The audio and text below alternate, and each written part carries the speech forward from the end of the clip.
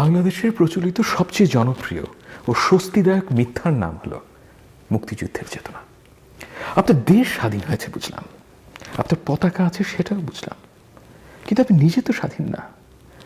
আপনারা যারা আমার সাথে একমত না তারা আপনাদের অথেন্টিক ফেসবুক অ্যাকাউন্ট থেকে শেখ মুজিবুর রহমান কিংবা আহলে শেখ মুজিবের একটু সমালোচনা করেন তো দেখি।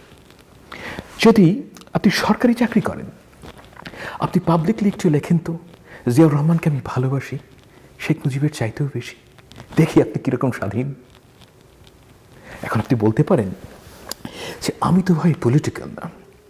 ওকে, আপনি কাউকে ঘুষ না দিয়ে কিংবা চুরি না করে এবং মামা চাচা না ধরে সরকারি একটা কোটি টাকার প্রকিউরমেন্ট জব নিতে পারেন কিনা দেখি তো। কোথায় আপনার স্বাধীনতা? কোথায় আপনার মুক্তিযুদ্ধের চেতনা?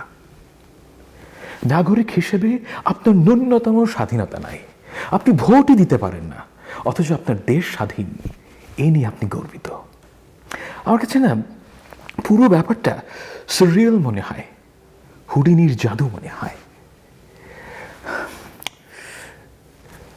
আমার কাছে শুধু এর দুটো ব্যাখ্যা আছে। One has to be either a moron or your life is so insignificant, like a vegetable, that you don't have any use of freedom in your life.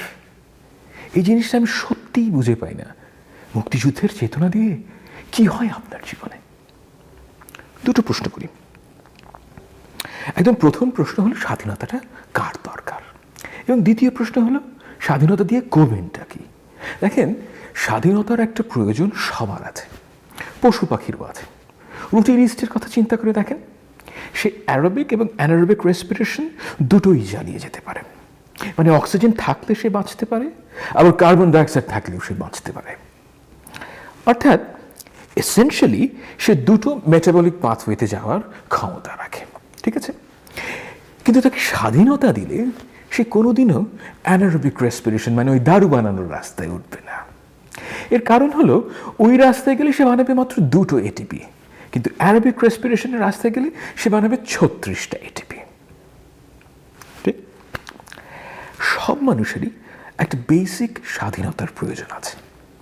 ধরেন যে আপনি লাল, নীল ও সবুজ রঙের জাঙ্গিয়া কিনতে চান, এই স্বাধীনতা তো সবকালে সব দেশে সব সময় ছিল। এর জন্য তো কোনো লফটি আইডিওলজির কোনো প্রয়োজন নেই। পলিটিক্যাল ফ্রিডম কার দরকার? ডিসেন্টারের জন্য, যে বিদ্যমান ব্যবস্থার বিরুদ্ধে কথা বলবে, তার জন্য দরকার স্বাধীনতা, রাইট? এখন একটু ঠান্ডা মাথায় চিন্তা করেন। 1971 সালে শেখ সাহেব 7ই মার্চ বলছেন যে এবারের সংগ্রাম স্বাধীনতার সংগ্রাম। এই কথা বলে তিনি কিন্তু বাড়ি গেছেন, পরিবারের সাথে ভাত খেয়েছেন। মনে রাখবেন কথাটা। এই একই কথা বিএনপির যদি কোনো নেতা যদি পল্টনে দাঁড়িয়ে বলে, ওই দিনই আপনাকে গুম করবে এবং ক্রস ফায়ারে ফেলে হত্যা করবে, কোনো সন্দেহ আছে? খালেদা জিয়া তো পল্টনে কোনো জনসভা করতেই পারবেন না। আপনি নিজেকে প্রশ্ন করেন, তাহলে 1970 থেকে আমরা আজকে কতটা এগিয়েছি? অনেস্টলি প্রশ্ন করেন। যদি না গিয়ে থাকেন তাহলে কেন পারেন নাই? এই কথা আপনি বলতে পারবেন না, কেননা এই বিষয় নিয়ে কথা বললেই আপনার সামনে মুক্তিযুদ্ধের চেতনা উপস্থিত করা হবে। ইউড বি ব্ল্যাকমেইলড যে তুই শালা রাজাকার, স্বাধীনতার বিপক্ষ শক্তি। একটা 14 বছরের ছেলে প্রধানমন্ত্রীকে কটাক্ষ করে ফেসবুকে একটা মন্তব্য করেছে, পুলিশ তাকে উঠিয়ে নিয়ে গেছে। একটা once in a life time প্যান্ডেমিকের মধ্যে আপনি আপনার বাবাকে চিকিৎসা দেওয়ার জন্য হাসপাতাল থেকে হাসপাতালে দৌড়ে গেছেন, তিনি চিকিৎসা না পেয়ে মারা গেছেন। কোনো জবাবদিহিতা নাই, কোনো সহমর্মিতা নাই, কারণ আমরা গরিব দেশ। কিন্তু এই once in a life time প্যান্ডেমিকের মধ্যেই দেখেন, শেখ মুজিবের মূর্তি বানাতে টাকার কিন্তু কোনো অভাব হয়নি। এই প্রশ্ন আপনি করতে পারবেন না। তো এই স্বাধীনতা দিয়ে আপনি কি করবেন really? Why are you so stupid? ধরা যাক যে আপনি বড় চাকরি করেন, অনেক টাকা ট্যাক্স দেন সরকারকে, এর বদলে আপনি কি পান? ট্যাক্স তো হাদিয়া না, এটা একটা চুক্তি। আমি আমার আয়ের একটা অংশ তোমাকে দিলাম, তার বদলে তুমি আমাকে এই সার্ভিস দিবা, রাইট? কোন সার্ভিসটা আপনি পান? আপনি সরকারি হাসপাতালে যাবেন চিকিৎসা নিতে। 1998 সালে আমি প্রথম ঢাকা মেডিকেল কলেজ হাসপাতালে গিয়েছিলাম। করিডোরের মধ্যে রোগীকে মাটিতে শুইয়ে রাখা হয়েছে। পশুকে মানুষ এভাবে ট্রিট করে না। সরকারি বিশ্ববিদ্যালয়ে আপনার ছেলে মেয়েকে পাঠাবেন অন্য কোথাও পড়ানোর সুযোগ থাকলে? অনেস্টলি কখনো চিন্তা করেছেন আপনি আসলে ট্যাক্স দেন না বকরা দেন? ওই পাড়ায় ঢুকলে কোপা শামসু বলে যে রাস্তা তাকে টাকা দিয়ে ঢুকতে হবে। You are treated like that, exactly like that, you just don't realise it. আপনি কোনো এক মধ্যযুগীয় সার্ফডোমে বাস করেন এবং আপনি যে আপনার জমিদারির মধ্যে বেঁচে আছেন সেজন্য বকরা দেন, নাথিং এলস। এই ব্যাপারটা আপনি যে মুখ ফুটে বলবেন সেই ক্ষমতাও আপনার নেই, কারণ মুক্তিযুদ্ধের চেতনা হচ্ছে সেই টুল যেটা দিয়ে আপনার মুখটা বন্ধ করে রাখা হয়েছে। এই দেশে স্বাধীন কেবল একজন, শুধুমাত্র একজন মানুষ। তাহলে আপনার মুক্তিযুদ্ধের চেতনা নিয়ে এত উতলা কেন?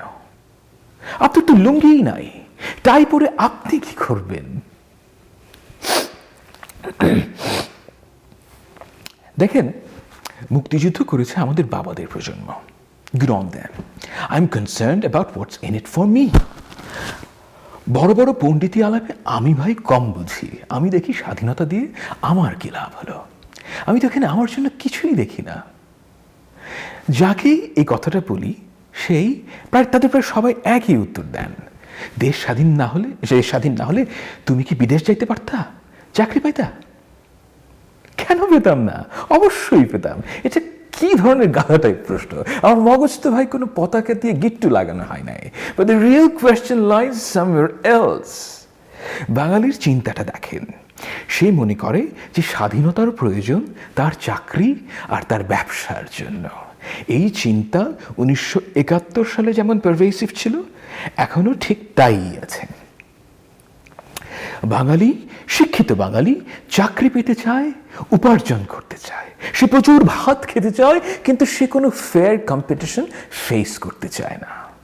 এই কথাটা সে মুখ ফুটে বলতে লজ্জা পায়, তাই সে একটা গাল ভরা নাম দিয়েছে মুক্তিযুদ্ধের চেতনা।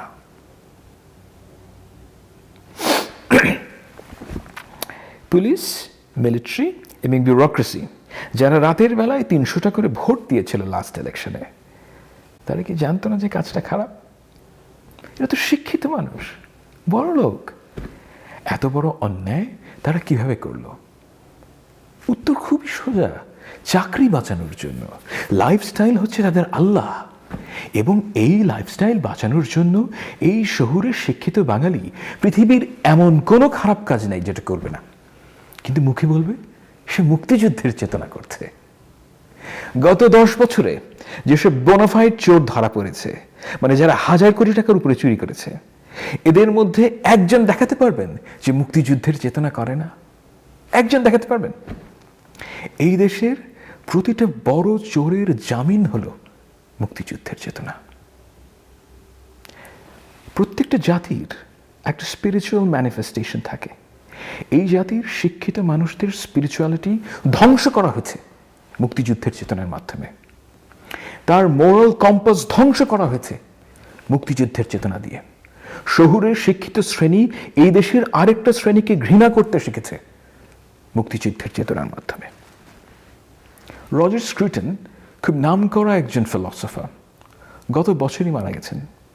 তাকে জিজ্ঞেস করা হয়েছিল, আপনি কবে থেকে কনজারভেটিভ পলিটিক্স করেন? তিনি বললেন যে আমি 1968 সালের 8ই মে কনজারভেটিভ হয়েছি। আশ্চর্যের বিষয়, এরকম মানে দিনক্ষণ মিলিয়ে তো রাজনীতি হয় না, তাই না? তিনি বললেন যে কারণ ওই দিন তিনি প্যারিসের রাস্তায় দেখেছিলেন বিপ্লবীরা ফ্রিডম ফ্রিডম করে স্লোগান দিচ্ছে, আর সাধারণ মানুষের দোকানের কাজ ভেঙে ফেলছে, ল্যাম্পপোস্ট উপড়ে ফেলছে। যুবক রজার স্ক্রুটনের কনভিকশন ছিল, এই চেতনা যারা করে শিওরলি সেসব গুন্ডার চেতনা আমি করতে পারবো না। আজকে আপনার সামনে ঠিক একই প্রশ্ন অপেক্ষা করছে। আপনি কি বাংলাদেশের এই সমস্ত চোর ডাকাতের চেতনা করবেন নাকি করবেন না?